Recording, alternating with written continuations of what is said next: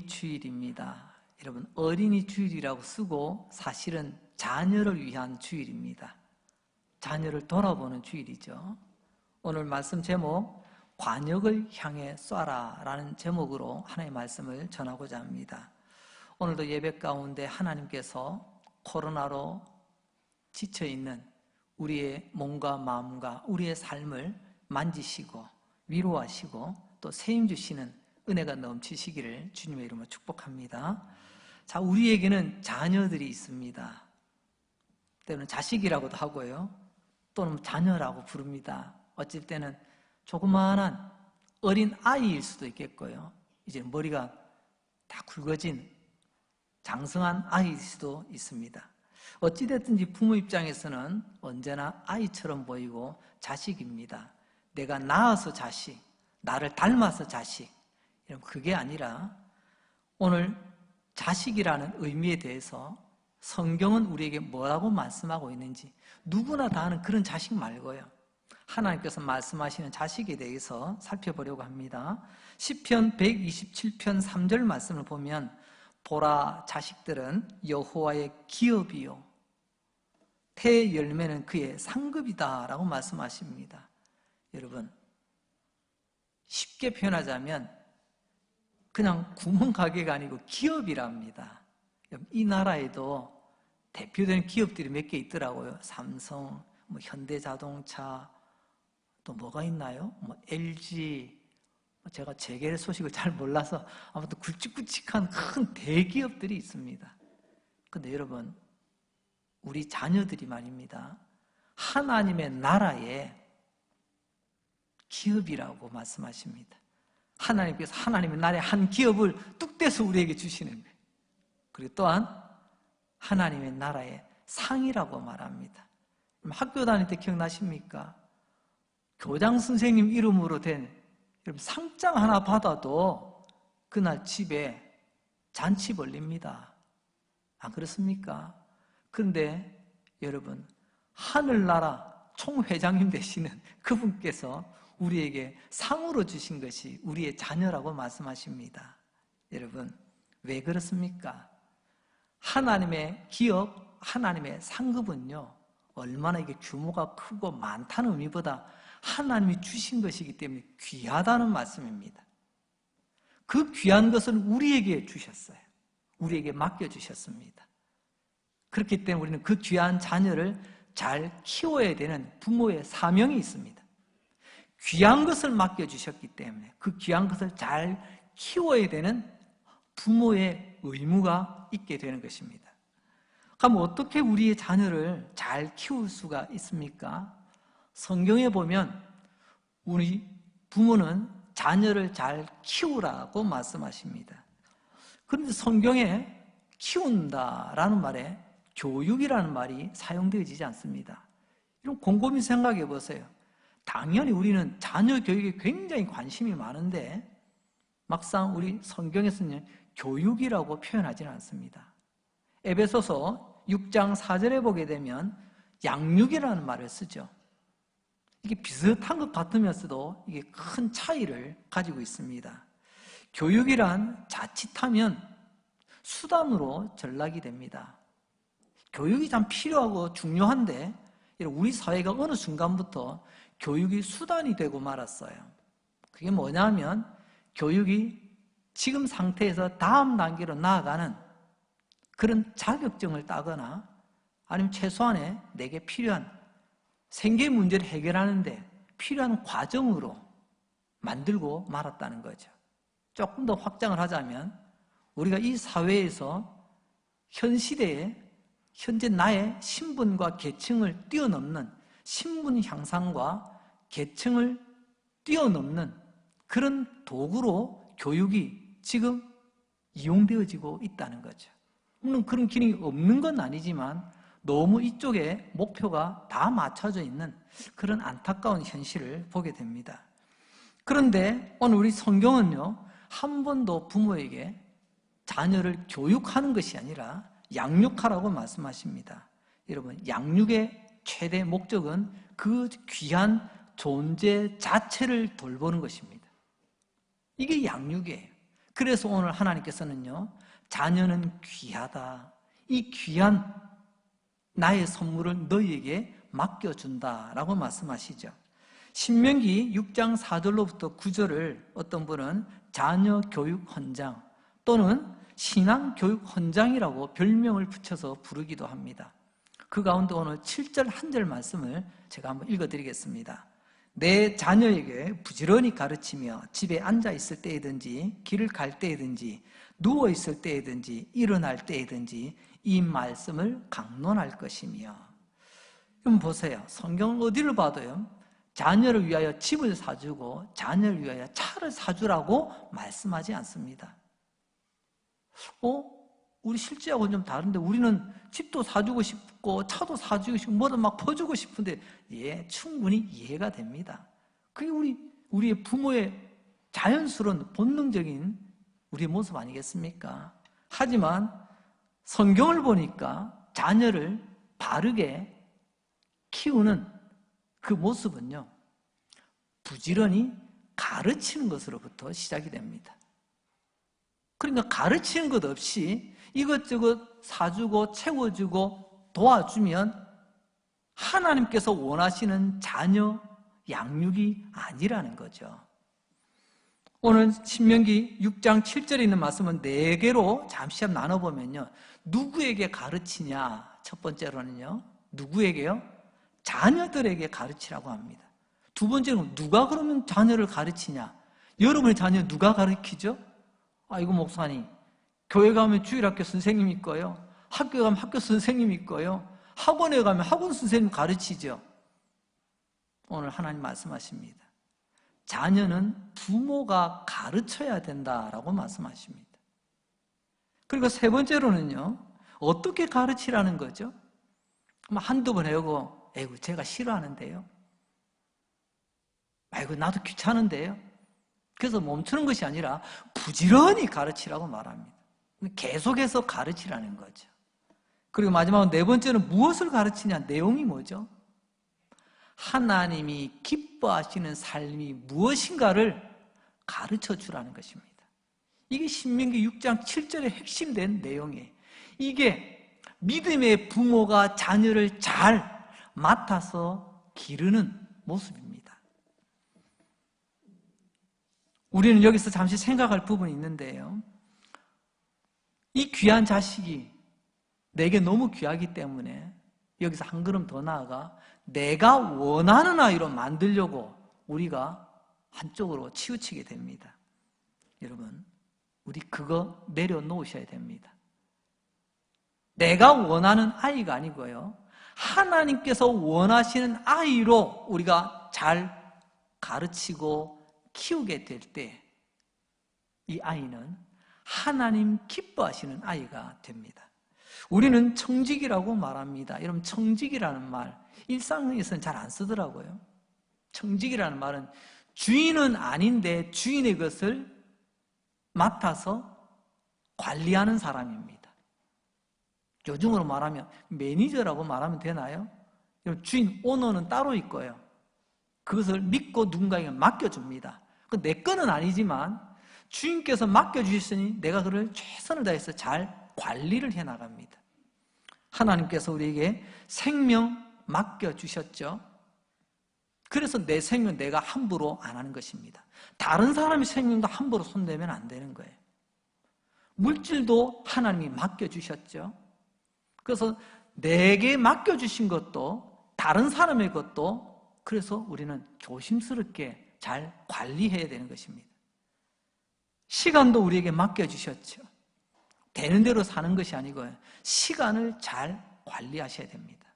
그리고 오늘 주제, 가장 중요한 우리 자녀를 우리에게 맡겨주셨습니다. 여러분, 맡겨주셨다는 것은 자녀가 우리를 통해서 10달 동안, 그리고 태어나서 먹이고 입히고 가르치면서 지금까지 돌봤는데 그 아이가 내 것이 아니라 하나님께서 맡겨주신 아이라는 것을 우리는 이 어린이 주일날 꼭 기억해야 될 줄로 압니다. 그래서 우리는 내가 원하는 아이로 만드는 것이 아니라 하나님께서 기뻐하시고 하나님께서 원하시는 아이로 길러가게 될 때 부모로서 우리는 하나님 앞에서 칭찬을 받게 되어지고 우리 자녀도 복된 아이로 성장하게 되는 것입니다. 이게 청직이 된 부모의 마땅한 도리라고 말씀드릴 수가 있죠. 미국에 미셸 앤서니라고 하는 가정사역자가 있습니다. 이분이 쓴 책이 몇 년 전에 우리나라에도 많은 분들에게 읽혀졌습니다. 책 제목은 하나님이 기뻐하시는 자녀 교육. 하나님이 기뻐하시는 자녀 교육이 있답니다. 그 내용을 이렇게 보니까 너무 귀한 내용이라 이 한 권의 책을 읽어드리기보다는 여기 있는 가장 중요한 내용들을 압축하고 요약하고 꾹 짜내서 오늘 이 시간 가장 핵심적인 내용들을 이 책의 내용들을 바탕으로 해서 전해드리려고 합니다. 첫 번째, 부모된 우리가 먼저 깨닫고 자녀에게 꼭 평생 가르쳐야 될 성경 내용이 두 가지가 있는데요. 그 가운데 첫 번째는 마태복음 7장을 가르치라는 것입니다. 마태복음 7장에 보면 두 사람이 집 짓는 이야기가 나옵니다. 한 사람은 모래 위에 집을 짓고 한 사람은 반석, 든든한 안반 위에 집을 짓는다는 것입니다. 여러분, 집 짓는 것과 인생 이야기는요, 공통점이 있습니다. 짓는다는 것과 세운다는 것입니다. 집도 짓고 세우고, 인생도 짓고 세우고, 아주 비슷한 점을 가지고 있습니다. 그래서 오늘 예수님께서는 집 짓는 이야기를 통하여 우리 인생 이야기를 해주고 계십니다. 두 사람이 집을 짓는데 하나는 모래 위에, 하나는 바위 위에, 반석 위에 집을 짓습니다. 그 이유가 뭘까요? 첫째, 모래 위에 집을 짓는다는 것은 이러면 쉽게 편하게 집을 짓는다는 이야기죠. 얘야, 걱정 마. 엄마 아빠가 다 해결해 줄게. 우리 자녀를 너무 쉽게 편하게 자라도록 부모가 키운다는 것입니다. 한편 부모 입장에서 본다면 우리는 지난 너무 힘들고 어려운 시절을 지났습니다. 뒤돌아보고 싶지도 않아요.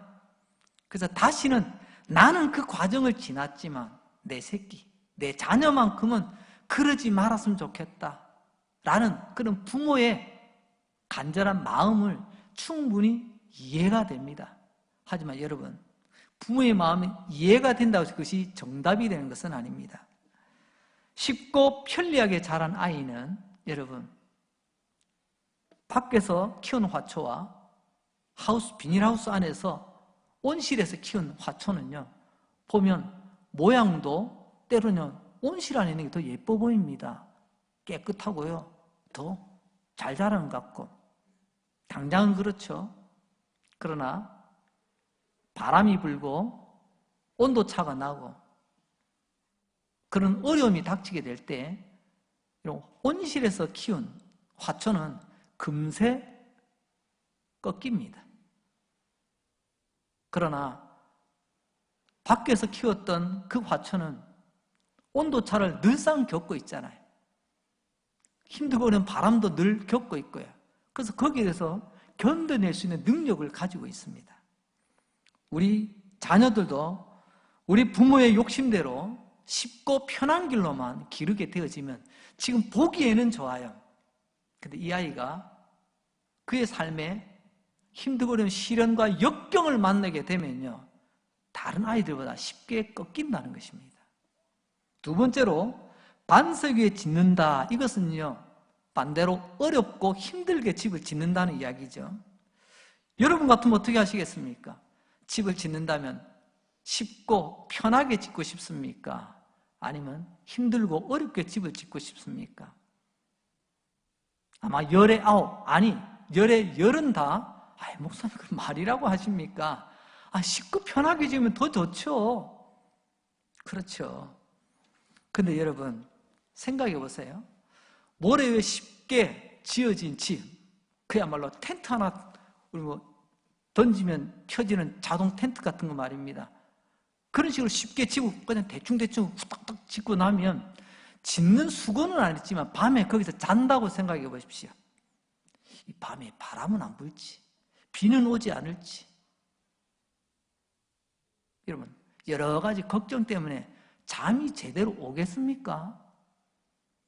짓는 것은 쉽게 지었지만 막상 자려고 하니 마음이 편치 않습니다. 마찬가지입니다. 여러분, 그런 집에서는 쉽게 잠을 못 이루면서 왜 우리 자녀들은 쉽게 키우려고 하십니까? 그 아이들의 앞날은 어떻게 하시려고요? 당장은 내가 그 아이를 위한 것 같았지만 조금만 길게 보세요. 누가 지혜로울까요? 그것은 지금은 모릅니다. 평소에는 표가 안 나요. 그런데 마태복음 7장에 있는 말씀처럼 여러분, 위기를 만나보면 압니다. 큰 물, 성경에는 창수라고 했죠. 홍수 나듯이. 중동 땅은 평소에는 비가 잘 안 오는데 우기와 건기가 뚜렷해서 말입니다. 우기, 비가 오는 계절이 되면 오기 시작하면 엄청나게 옵니다. 그래서 갑자기 물이 온 사방에서 모여서 물이 흘러 넘치게 되는 거죠. 그래서 집이 막 들이닥칩니다. 그때 되어 봐야 모래 위에 지은 집이 얼마나 허망하며 힘들고 어렵지만 반석 위에, 안반층 위에 세운 집이 얼마나 튼튼한가를 알게 된다는 거죠. 모래 위에 세운 집 처참하게 무너지죠. 왜요? 모래 자체가 물에 약한 거잖아요. 그렇지만 돌, 그것도 조그만 조약돌이 아니고 그 엄청난 큰 바위 안반 위에, 반석 위에, 그것은 든든하다는 것입니다. 돌은 물을 거뜬히 이겨내거든요. 마태복음 7장 25절 말씀입니다. 제가 한번 읽어드립니다. 비가 내리고 창수가 나고 바람이 불어. 보세요. 비, 창수, 바람, 이게 뭔 줄 아십니까? 시련의 삼총사입니다.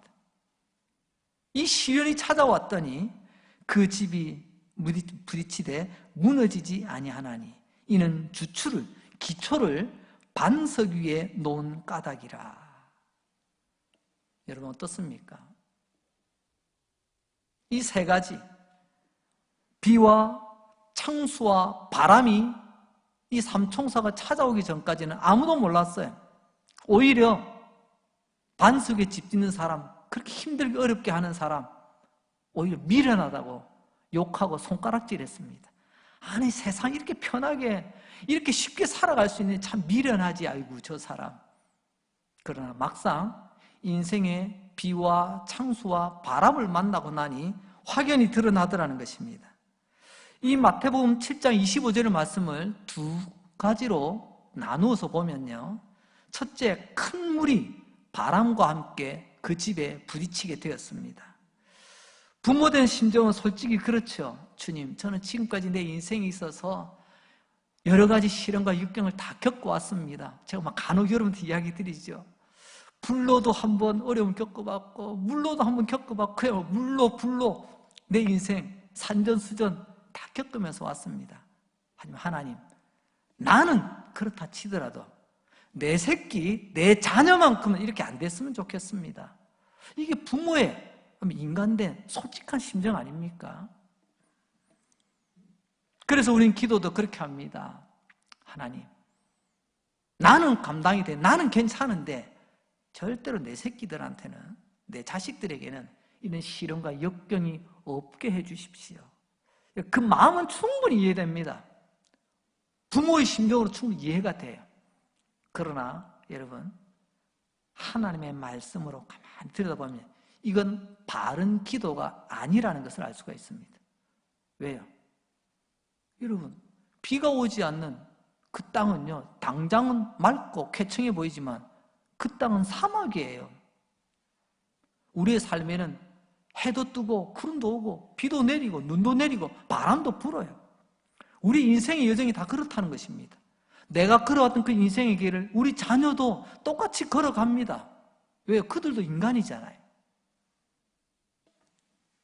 그래서 우리는 지금까지 그렇게 왔다 할지라도 이제는 말씀을 통해서 아니까 우리 자녀에게 시련과 역경이 없는 그런 삶이 아니라 우리 자녀에게 어떤 시련과 역경이 닥쳐오더라도 그것을 견딜 수 있고 감당할 수 있는 능력을 달라고 기도해야 될 줄 압니다.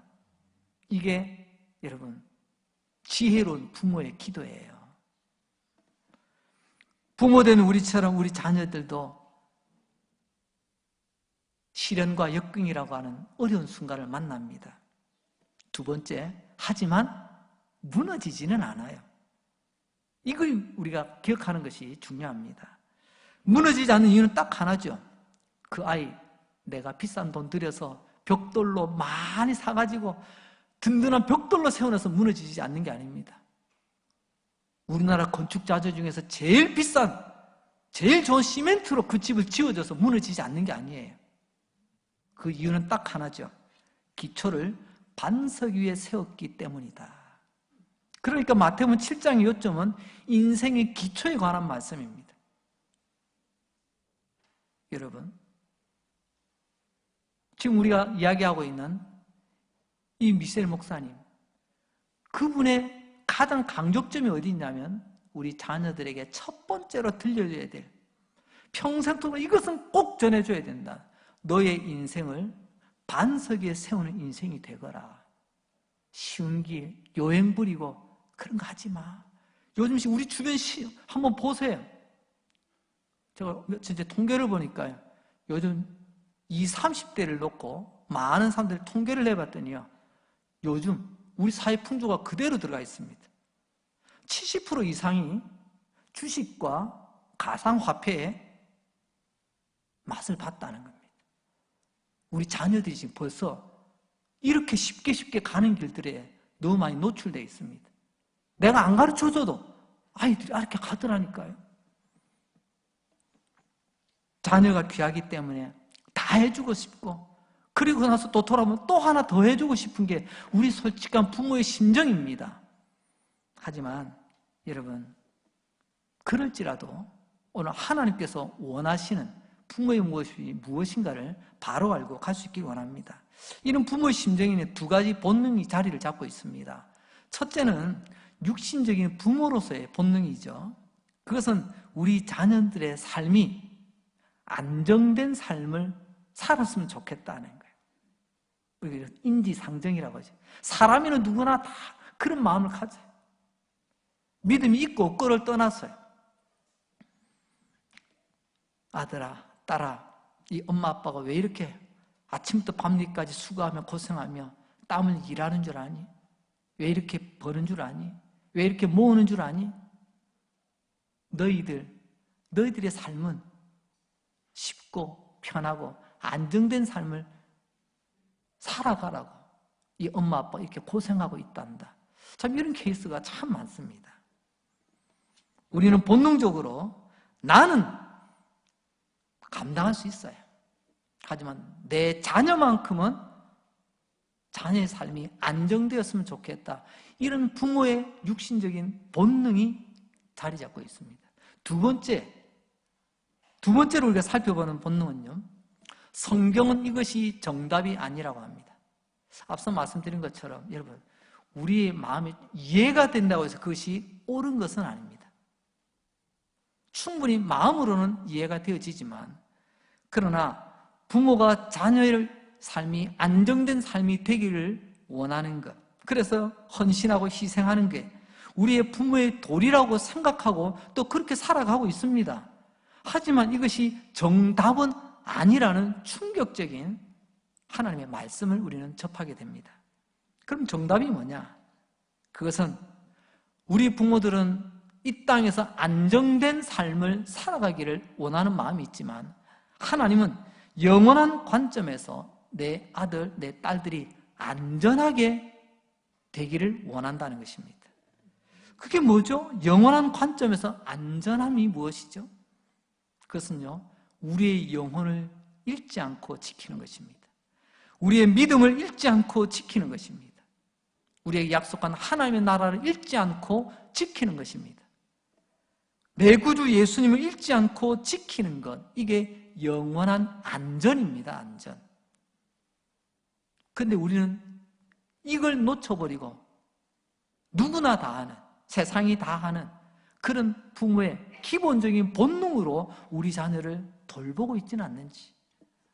부모 여러분, 저도 어느 날 문득 생각해 보니까 아버지가 됐고 아버지로 살아보니까 때로는요, 우리 아이들에게 뭔가 더해지지 못해서 참 미안하기도 하고, 때로는요 남들 다 해주는 거 못 해주는 거. 참 그런 마음이 제 마음을 좀 불안하기도 하더라고요. 솔직히 말입니다. 그런데 문득 생각하다 보니까 이런 생각을 가지게 되었습니다. 내가 비록 지금은 그 아이들에게 필요한 모든 것들을 다 해줄 수 없고 더 해줄 수 없다 할지라도 우리 인생이 어떻습니까? 내 뜻대로 다 가질 수 없고 내 뜻대로 다 할 수 없는 건 아니겠습니까? 하지만 그 언젠가 이 아이들에게 꼭 해줘야 될 것을 못 해줘서 내가 가슴 아프거나 자녀들에게 미안하거나 하나님 앞에 후회될 일이 없지 않을까 돌아보았습니다. 내 자녀에게 진짜 가르쳐주고 진짜 해야 될 것, 그것은 반드시 해줘야 되겠다. 모든 것을 다 해줄 수는 없지만 그러나 반드시 해줘야 될 것, 그게 뭐죠? 오늘 그것을 하나님께서 우리에게 말씀하십니다. 그게 바로 집도 인간도 기초가 중요하다는 것을 알려주는 것입니다. 집을 지을 때도 기초가 중요하듯이 너의 인생도 기초가 반듯해야 된단다. 그게 바로 너의 인생, 모래 위에 세운 인생. 요즘 얼마나 세상이 요령껏 살아가려고 합니까? 뭔가 한 방만, 한 번만 막 조급해 하잖아요. 남들 다 하니까 나만, 그런 표현도 있더라고요. 나만 이러다 벼락 거지 되는 거 아니야. 그래서 부모들이 막 부추기면 넌 뭐하냐? 넌 뭐하냐? 이건 아니라는 거죠.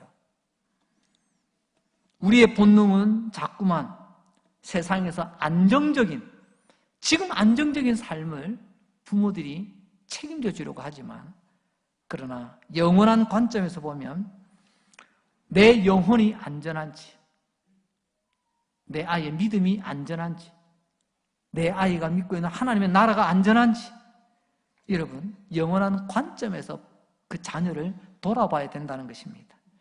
이 반석이라는 기초가 너무 중요합니다. 마태복음 7장 24절 말씀 제가 한번 읽어드립니다. 그러므로 누구든지 나의 이 말을 듣고 행하는 자는 그 집을 반석 위에 지은 지혜로운 사람 같다. 그러고 보니 이 반석이 뭐냐? 이 기초가 뭐냐?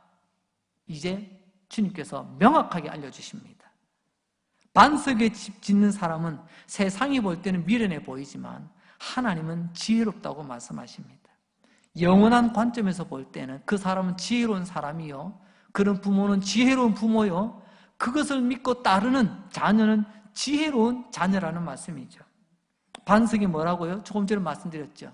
하나님의 말씀을 듣고 따르는 것, 이게 반석입니다.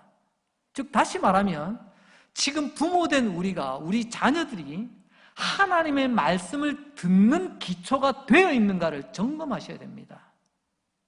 하나님의 말씀을 듣는 기초가 안 되어 있다면 그것은 100% 모래 위에 짓는 인생과 똑같습니다.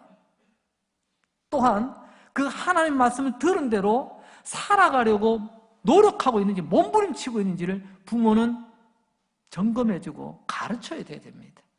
이게 하나님께서 부모된 우리에게 주신 거룩한 책무예요. 이 세상은 얘야 너 어떻게든지 너 안정된 삶을 좀 살거라. 직장도 안정되게. 요즘 보니까 이것저것 투자한다는 소리 많던데 너도 한번 해봐. 짧게 보지 마시고 영원한 관점에서 내 자녀의 영혼이 안전한지, 내 자녀의 믿음이 안전한지, 내 자녀에게 하나님의 나라에 대한 소망이 안전한지, 이거 해주지 않으면 말짱 도루묵이라는 겁니다. 그게 모래 위에 세운 집이라는 거예요. 그래서 많은 믿음의 가정들이 믿음의 세대 계승이 되지 못하고 당대에서 끝나는 겁니다. 우리에서 끝나는 거예요. 오늘 이 설교를 준비하면서 솔직히 제 자신도 많이 반성했고 많이 회개가 되었습니다. 나는 어떤 아버지, 어떤 부모인가? 나는 깨닫지 못하는 하나님을 자녀들에게 강요하고 있지 않는가? 여러분, 내가 경험한 하나님만큼 자녀들에게 하나님을 알려줄 수 있지 않습니까? 내가 아는 만큼 하나님을 자녀들에게 가르쳐 줄 수 있잖아요. 내가 확신하는 만큼 자녀들에게 믿음을 넘겨줄 수 있는 것 아니겠습니까? 그러니까 이런 문제 아이가 있는 게 아니고 문제 자녀가 있는 게 아니고요. 문제 부모가 있는 겁니다. 내가 문제 부모였어요. 우리가 문제 부모입니다. 이걸 알고 회개하고 내가 하나님을 요만큼밖에 모르니 내 아이의 믿음이 안 자라는 거예요. 나도 안 자라니까 우리 아이가 안 자라는 거죠. 이사야 1장 19절에 보니까 이런 말씀이 있습니다. 우리 함께 한번 읽어보도록 하겠습니다. 자막을 보시고요. 시작. 너희가 즐겨 순종하면 땅의 아름다운 소산을 먹을 것이요. 아멘. 이 말씀을 믿으십니까? 말씀대로 한번 믿어보시기 바랍니다. 너희가 즐겨 순종하면, 하나님 말씀을 즐겁게 순종하고 받아들이면 아름다운 땅의 소산을 먹을 것이다. 저는 말씀대로 될 줄로 믿습니다. 하나님의 말씀을 즐겁게 순종하면 내 자녀의 인생이 반석 위에 세워진 집이 된다는 것입니다. 여러분, 내 믿음이 첫째는요, 예배당에 나는 결석 꼬박꼬박 나온다. 이거 참 귀한 모습이지만 그 나오는 말씀을 보면요, 예배당에 나온 것보다 더 중요한 것은요, 말씀을 들으려고 하는 태도입니다. 태도. 말씀을 즐겁게 받으려고 하느냐. 즐겁게 받는다는 말씀이 뭐죠?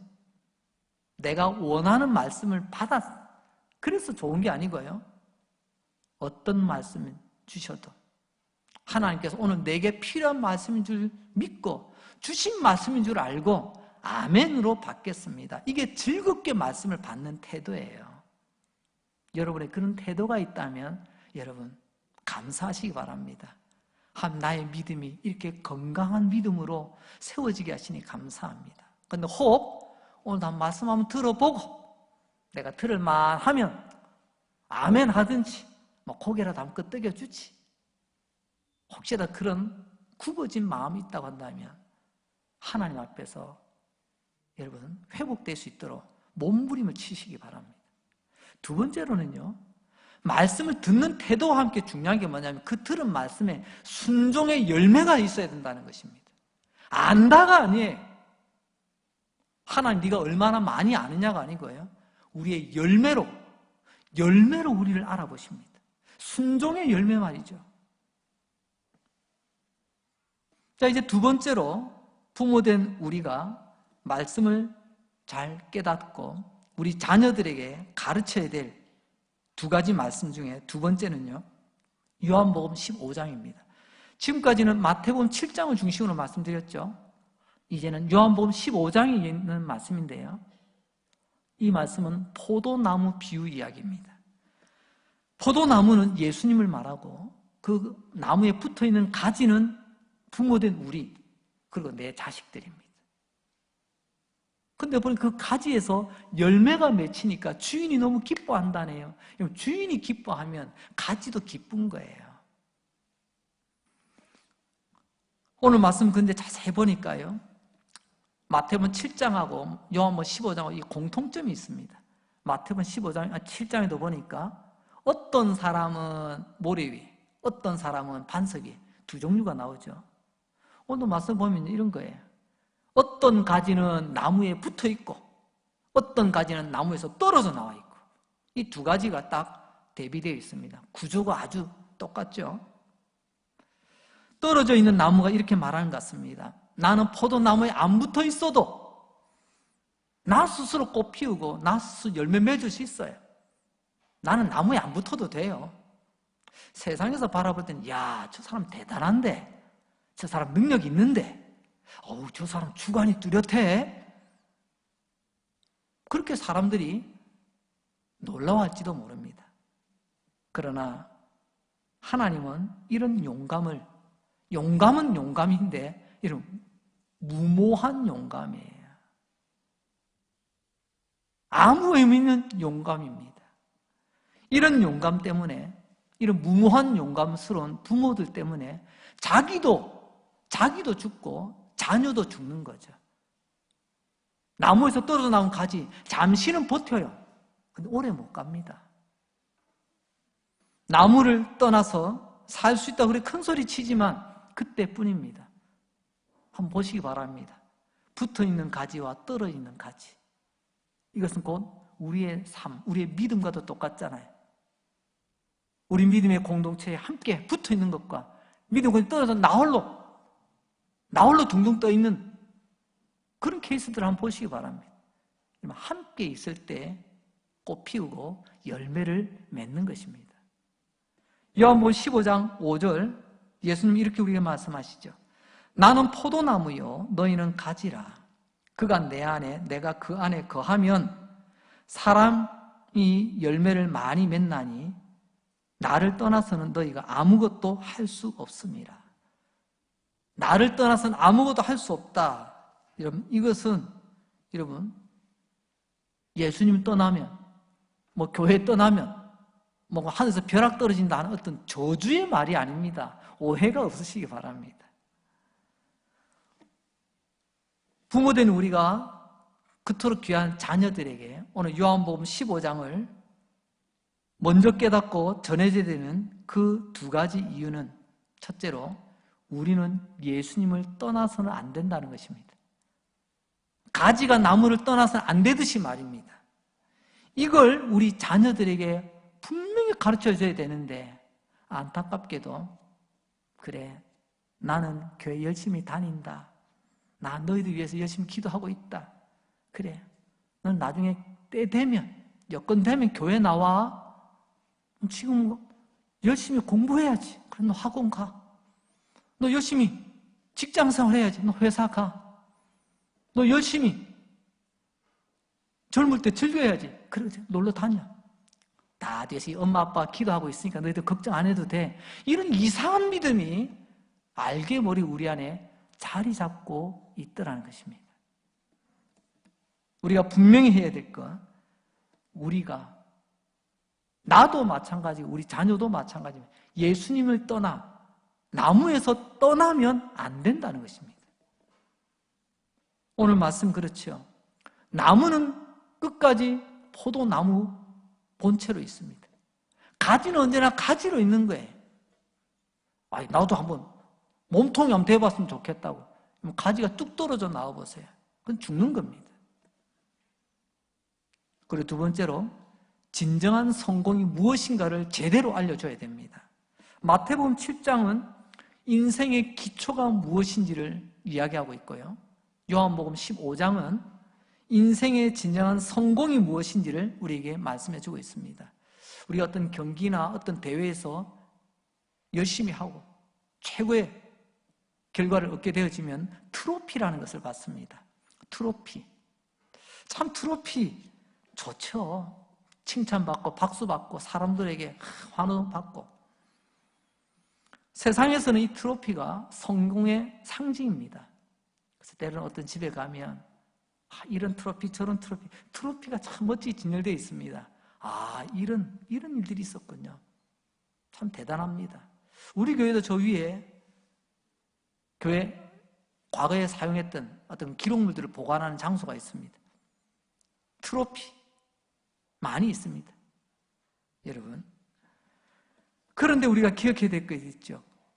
이 땅에서 받는 트로피는요, 만들 때는 반짝반짝 빛나는 도금을 했는지 도색을 했는지 순금은 아닐 거 아닙니까? 그런데 이게 시간 지나면요, 이게 빛이 바래요. 빛이 바래. 이 땅의 트로피는 얼마 못 가면 빛이 바래가지고요, 생각해보면 이게 참 좋은 건데 나중에는요, 이게 집에 전시도 못하고 버리자니 여기 담기는 게 또 아까워가지고 어느 구석에 이제 쌓여 있어가지고 이사 갈 때만 한 번씩 나옵니다. 맞다, 이런 게 있었네. 이런 게 있었네.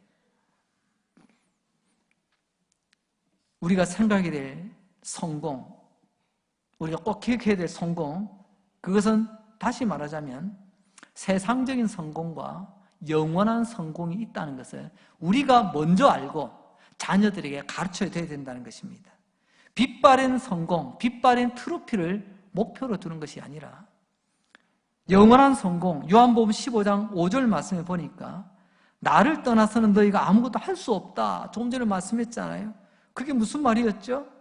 예수님의 은혜를 떠나서는, 예수님의 사랑을 떠나서는, 예수님과의 관계를 떠나서는 얼마든지 안 된다는 게 아니에요. 주변에 보세요. 그런 사람이 있습니다. 아니, 나 교회 안 나가니까 더 잘 되던데, 나 예수하면 더 잘 되던데. 어떤 사람이 얘기하면 나도 왕년에는요, 옛날에는요, 교회 열심히 다니고요, 회장도 하고요, 뭐도 하고요. 근데 지금 안 다니지만 나 지금 더 잘 살아요. 그런 사람들이 있더라니까요. 이 말은 앞서 말씀드렸죠. 이 땅에도 트로피는 있습니다. 근데 중요한 것은요, 그 트로피가 오래 가지 못해서 빛이 바란다는 것입니다. 영원하지 않다는 거죠. 우리는 영원한 가치를 품고 달려가는 사람들입니다.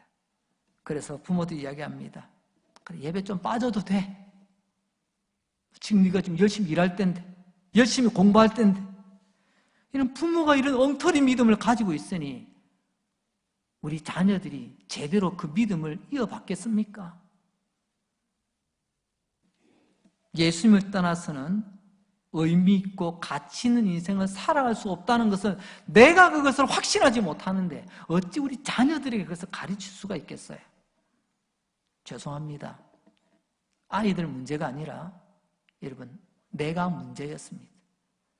문제 아이가 있는 게 아니고요, 문제 부모가 있었던 것입니다.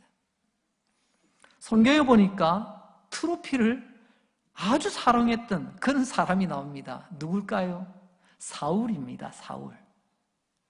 사울이 나중에 바울이 되죠. 바울입니다. 바울.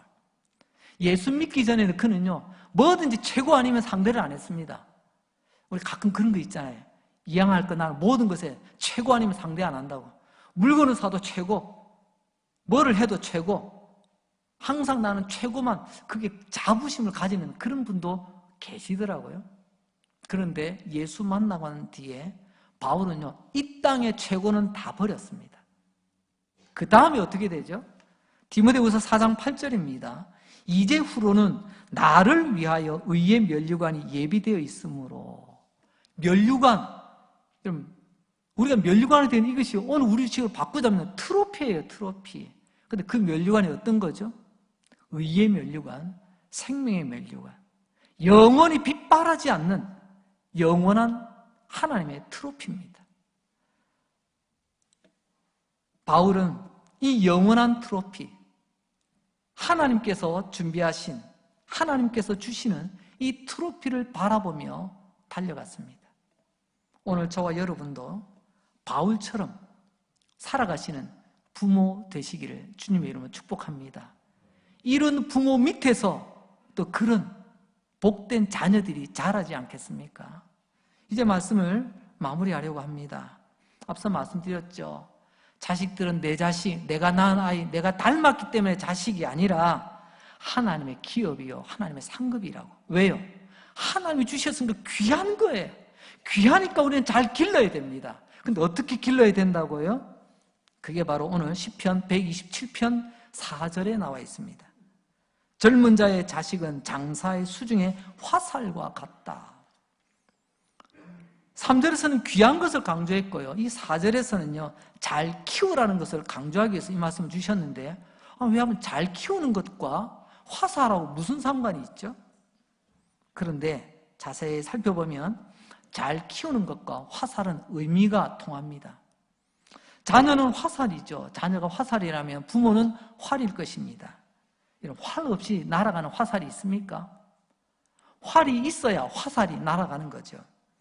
이런 부모가 날아가려고 하면 안 됩니다. 아무리 급해도 이런 활을 집어 던져서 어떻게 적을 제압할 수 있겠어요? 활에다가 화살을 걸어서 당겨서 쏘아야죠. 이 화살은 어떻게 키워야 하나요? 두 가지입니다. 첫째는요, 똑바로 날아가도록 화살을 잘 키워야 됩니다. 내 자식이 똑바로 바르게, 어디로요? 관역을 향해서 날아가는 화살이 똑바른 화살입니다. 빨리 날아가는 화살 아니에요. 근데 무작정 멀리 날아간다고 좋은 화살이 아닙니다. 이 화살을 쏘는 사람의 손에서 나와서 원하는 목표, 활을 쏠 때는 관역이라고 표현하죠. 타겟, 거기에 정확하게 꽂혀야 되는 거예요. 관역을 향해서 바르게 날아가는 화살, 그 화살이 좋은 화살입니다. 바른 화살이죠. 두 번째로는요, 비바람을 뚫고서도 멀리 날아갈 수 있는 화살입니다. 비 온다고 가다가 뚝 떨어지고 바람 맞았다고 그냥 흔들거리다 뚝 떨어지는 그런 화살, 좋은 화살 아니에요. 비가 와도 바람이 와도 목표를 향해서, 관역을 향해서 힘차게 날아가는 화살. 그래서 오늘 말씀에 보면 여러분, 바른 화살은 힘이 있습니다. 주변에 영향력을 끼쳐요. 그게 오늘 시편 27편 5절에 보니까 이렇게 말씀하시죠. 이것이 그의 화살통에 가득한 자는 복되도다. 그들이 성문에서 그들의 원수와 담판할 때에 수치를 당하지 아니하리로다. 원수들이 함부로 대하지를 못해요. 그게 영향력입니다. 그게 힘이죠. 5절에 나오는 이 화살이라는 자식들은 참 잘 자랐습니다. 어디 굴지의 대기업에 입사해가지고 아주 많은 연봉을 받아서 잘 된 게 아니고요. 영적으로, 도덕적으로 주변에 선한 영향력을 끼치고 있지 않습니까? 악한 영향력이 활개치지 못하도록 우리 자녀들이 이런 화살이 되려면요, 우리 부모에게 숙제가 있습니다. 그건 뭐냐면요, 활이 휘어져야 됩니다. 휘어지지 않는 활은 화살을 쏠 수가 없어요. 탈무드에서는 이런 말이 있죠. 부모는 활과 같고 자식은 화살과 같다. 화살은 활이 휠수록 멀리 간다. 자녀를 위해서 기도하시기 바랍니다. 어떻게 해요? 여러분들의 기도의 허리를 더 휘시기 바랍니다. 활이 휘어지면 휘어질수록 더 힘차게 관역을 향해서 그 관역이 활이 휘어지는 것이 더 많아질수록 더 멀리 있는 관역도 맞출 수가 있는 것입니다. 우리가 부모지 않습니까? 더 휘어져서 더 자녀를 위하여 울어야 될 것입니다. 때로는 마음이 짠하기도 하고 때로는 못마땅하기도 하지만 응원하고 격려하되 활이 휜 만큼 화살이 힘차게 관역을 향해서 날아갈 수 있다는 것을 기억하시고 힘들지만 하나님의 말씀을 가르치시는 부모 되시기 바랍니다. 여러분, 부모가 활이기 때문에 휠수록 그 화살은 바르게 멀리 관역을 향해서 힘차게 날아갈 수가 있습니다. 우리를 통하여 우리 자녀들이 이렇게 복되게 자랄 수 있도록 우리의 활을 아낌없이 휠 수 있는 저와 여러분 부모님들 되시기를 주님의 이름으로 축복합니다. 기도하겠습니다. 하나님 아버지, 오늘도 우리에게 귀한 자녀 주셔서 감사합니다. 또 앞으로 귀한 자녀 주실 줄 믿고 감사합니다. 우리 자녀들을 생각하면 참 마음이 아픕니다. 부모가 뭔지, 자식을 생각하면 그저 눈물이 나고 내가 대신 살아줄 수 없는 저들의 인생, 그저 눈물로 기도하고 응원할 뿐입니다. 자식이 화살이라면 부모는 활이고 이 활이 많이 휘어질수록 화살은 정확하게 날고 비바람을 뚫고 멀리 간다고 말씀해 주셨습니다. 하나님께서 기뻐하신 그 관역을 향해 쏜 이 화살, 끝까지 관역을 향해 잘 날아갈 수 있게 하여 주옵소서. 부모된 제가 좀 더 기도하겠습니다. 부모된 내가 좀 더 눈물 흘리겠습니다. 부모된 내가 좀 더 내 자녀의 이름을 부르며 엎드리겠습니다. 부모된 내가 좀 더 휘어지는 화살이 되어 우리 자녀들에게 마태복음 7장 인생의 기초, 요한복음 15장 인생의 진정한 성공을 가르치고 전해주겠습니다.